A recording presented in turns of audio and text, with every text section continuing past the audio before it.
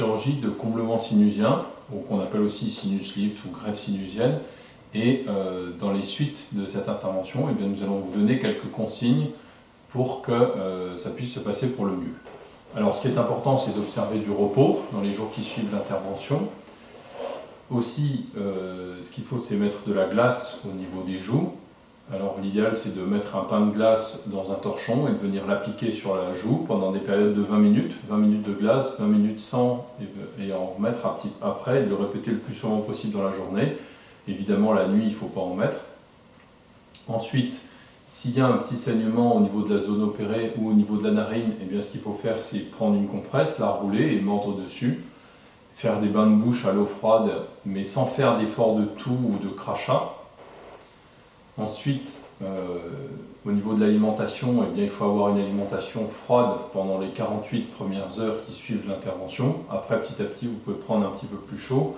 De même, il vaut mieux que l'alimentation soit molle au début parce que vous n'aurez pas envie de mastiquer. Après, dès lors que vous pouvez mastiquer un petit peu plus, eh bien, mastiquer de l'autre côté, du côté qui n'a pas été opéré.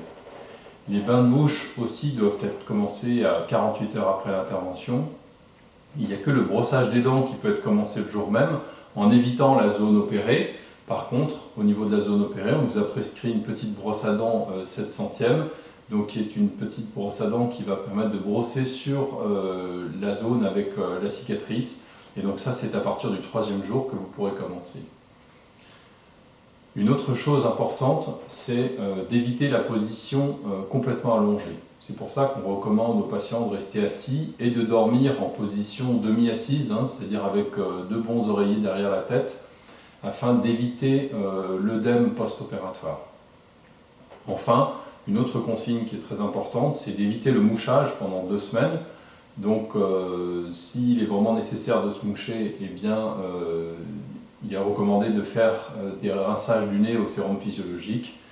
Et si vraiment c'est nécessaire, eh bien, un mouchage peut être frais, mais de façon vraiment très douce. Enfin, et ça c'est comme pour toutes les interventions, il faut à tout prix éviter de fumer. C'est important pour la réussite à court terme de la chirurgie de greffe et de la pose des implants, mais c'est aussi important pour la survie à long terme des implants. Si c'est nécessaire, vous pouvez évidemment, en cas d'urgence, recontacter le cabinet et dans ces cas-là, vous serez revu en urgence afin d'être pris en charge. Néanmoins, ce genre de situation est vraiment rarissime.